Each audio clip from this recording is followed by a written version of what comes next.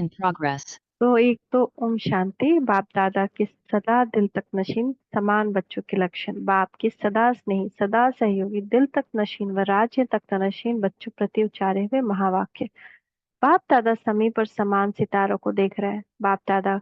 बाप को सदा स्मृति रहती है। जैसे बच्चे स्मृति स्वरूप है, वैसे ही बाप भी अपने समीप बच्चों के स्मृति स्वरूप है ना। जितना हम स्मृति सब कंटिन्यूअस रिमेम्बरेंस, स्मृति रहे, स्मृति जाए नहीं, वो प्रेम से होगा ना। हम इतना प्रेम करें, हर रिश्ते से प्रेम करें। तो जैसे बच्चे स्मृति स्वरूप होने से समर्थी स्वरूप का अनुभव करते हैं, बाप दादा भी स्वयं समर्थी स्वरूप होते भी समान बच्चों के सहयोग व स्मृति से स्वयं स्वरूप में एडिशन हो जाती है। बाप दादा भी स्वयं समर्थी स्वरूप होते भी समान बच्चों के सहयोग व स्मृति से स्वयं स्वरूप में और एडिशन हो जाती है। इसलिए साकार ब्रह्मा बाप के सहयोगी स्वरूप की निशानी हजार भुजाएं दिखाए। भुजाएं हैं सहयोग की निशानी। तो बाप के साथ साथ जो सदा सहयोगी है, उन्हों की निशानी भुजाओं के रूप में। ऐसे समान बच्चों का स्थान कौन सा होता है ना, जो स्मृति स्वरूप भी है और सहयोगी स्वरूप भी है। तो किस स्थान पर वह निवास करते हैं? वह सदा दिल तख्त पर या विश्व के राज तख्त नशीन स्वयं को समझते हैं, अर्थात स्थिति में स्थित होते हैं। जैसे बड़ी बड़ी महान आत्माएं कभी भी धरनी पर पाँव नहीं रखती हैं। जैसे यहाँ भी देखो, जब बड़े आदमी जाते हैं तो पूरे रास्ते पर सीढ़ियों पर गलीचा बिछा देते हैं।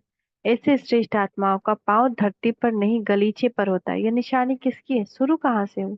यह तो उन्हों के पाँव सिर्फ गलीचे तक है, लेकिन जो बाप समान बच्चे हैं, उनकी बुद्धि रूपी पाँव सिवाय तख्त के नीचे नहीं आती, देह में नहीं आती। बुद्धि रूपी पाँव समान के तख्त पर पांच स्वरूप में या याद के तख्त पर रहते हैं। उनको तख्त नशीन कहा जाता है, अर्थात सदा तख्त पर ही रहते हैं, नीचे नहीं आते।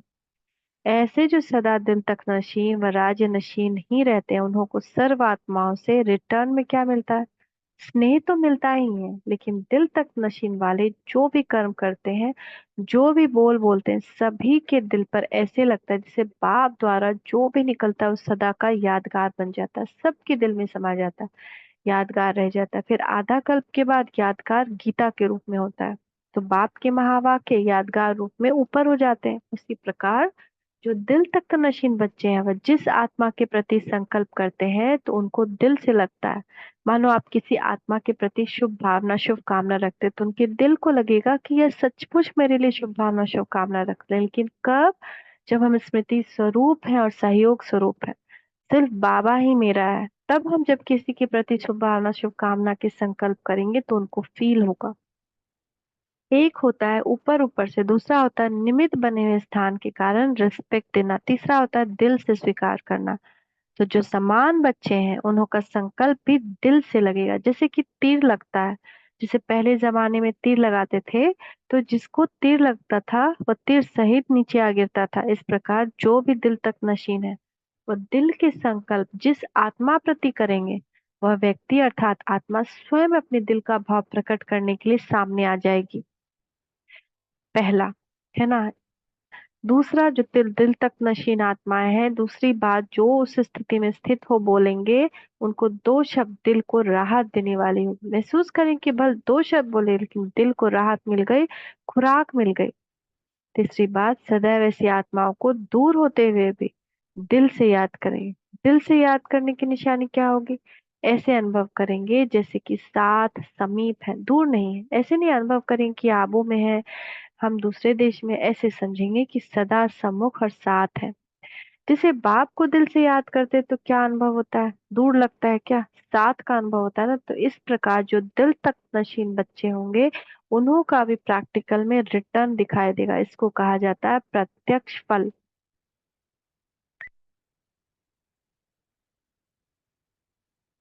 चौथी बात, वह दिल तक नशीन होंगे। दिल तक नशीन कौन होते हैं? राजा होगा ना।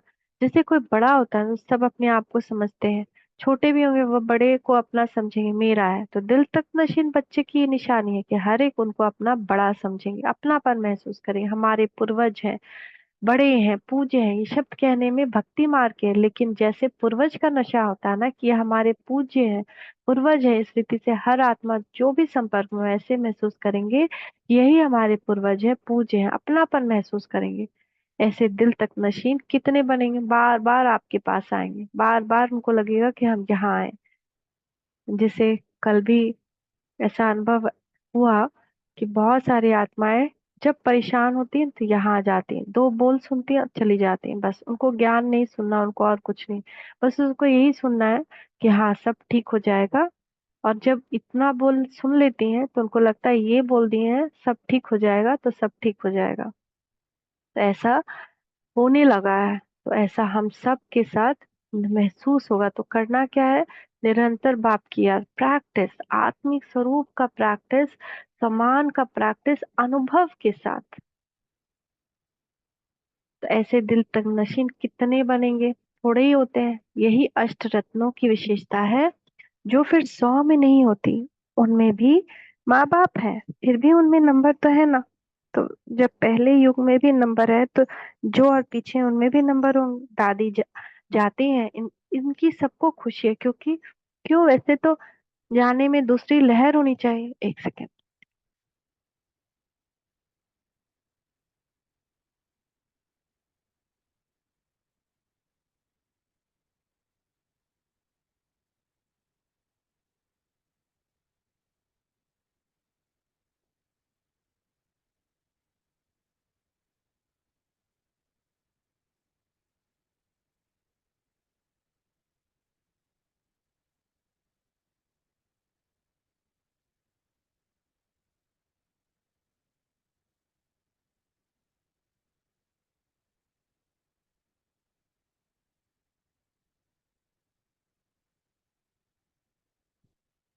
जाने में दूसरी लहर होनी चाहिए, लेकिन खुश क्यों है,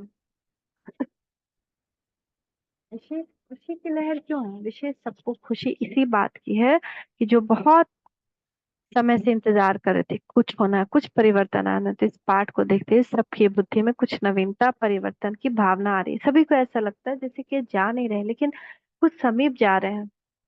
कुछ परिवर्तन, नवीनता का नक्शा सामने आने से जाने का संकल्प उसमें समा गया है। सबकी बुद्धि में यही है कि अब कुछ परिवर्तन की भूमिका बन रही है। बहुत समय से सबको यही संकल्प में रहता है कि कोई अब नई बात अब होनी चाहिए। वह बहुत समय वही सीन चलती रही तो कुछ नवीनता होनी चाहिए। निमित्त फॉरेन में जाने का जो पार्ट बना है, उसमें सबके दिलों में जैसे ऑटोमेटिकली सब में लहर है, किसको कहा नहीं गया, लेकिन एक नया उमंग, उत्साह है। वह तो उमंग में है, लेकिन भारत में भी समझते हैं नवीनता होगी, इसलिए सबको जैसे नई लहर खुशी की है, समझते हैं समीपता को पहुंचने का दिखाई दे रहा है, समीप नजर आ रहा है, यह भासना आती है। इसलिए जो विशेष आत्मा है उन्हों का ही समय के साथ बहुत संबंध है। जैसे ब्रह्मा की आत्मा का समय के साथ गहरा कनेक्शन है। ब्रह्मा का जन्म और संगम का होना, अगर ब्रह्मा का पाठ नहीं होता तो संगम भी नहीं होता। ब्रह्मा के साकार पाठ की समाप्ति और अन्य पाठ का आरंभ होना, यह भी समय के समीप आने का एक आधार है। ब्रह्मा का समाप्त अर्थात संगम युग समाप्त। जैसे ही संगम युग समाप्त, मतलब ब्रह्मा फिर जन्म हो जाए उनका कृष्ण के स्वरूप में। जैसे ब्रह्मा की आत्मा का समय के साथ गहरा संबंध है, वैसे जो फॉलो फादर करने वाली समीप आत्माएं हैं, उन्हीं के हर कार्य का भी समय के साथ उतना ही समीप संबंध है। वह जैसे समय की घड़ी बन जाते हैं। जैसे देखो आप लोग जो निमित्त बने हुए हो, उन्हों के संकल्पों को रीड करते हैं। अब समय की तुलना करते हैं कि इन लोगों की स्टेज यहाँ तक पहुंच गई है, तो समय क्या दिखाता है, चेक तो करते हो ना। जैसे आप लोगों के सामने समय की घड़ी साकार बाप था, उनकी स्टेज को देख के आप लोग भी समझते थे कि कुछ होने वाला है, समीपता लग रही है, जैसे फरिश्ता स्वरूप साकार नहीं, ऐसे फील होता था ना। तो समय की घड़ी हो गए ना, तो आप लोग भी जो निमित्त है वह समय की घड़ी हो, उस नजर से ही आप लोगों को देखते हैं कि घड़ी क्या दिखा रही है। यह जो विदेश जाने का पाठ है, यह भी जैसे विशेष घंटी बजी है, ऐसा अनुभव होगा।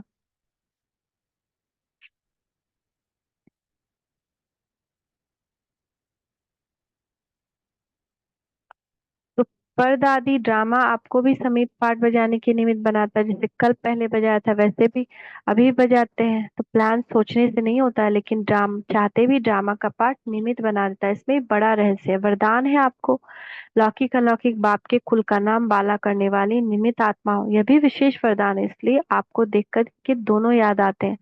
लौकिक भी फीचर्स याद आएंगे और फीचर्स द्वारा जो फ्यूचर बनता है वह भी याद आएगा। आपके हर कदम में जो वरदान है दोनों कुल का नाम बाला करना वह समाया हुआ है। इसलिए ड्रामा स्वयं ही सीट की तरफ खींचता जा रहा है। समय प्रति समय जो भी महावाक्य आत्माओं के प्रति बाप दादा ने उच्चारण किए हुए हैं वह प्रैक्टिकल में आ रहे हैं। विशेष वरदान है और सर्विस का चांस भी आपको विशेष है। डबल सर्विस करने का चांस है आपको, सूरत द्वारा भी और सीरत द्वारा भी। इन लोगों की सूरत से अव्यक्ति स्थिति होने का अनुभव करेंगे, लेकिन आपकी सूरत चलते फिरते ब्रह्मा बाप की सूरत और सीरत को प्रत्यक्ष करेंगे।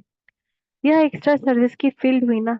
जहां भी जाएंगे तो क्या कहेंगे, सबको बाप की भासना आती है ना।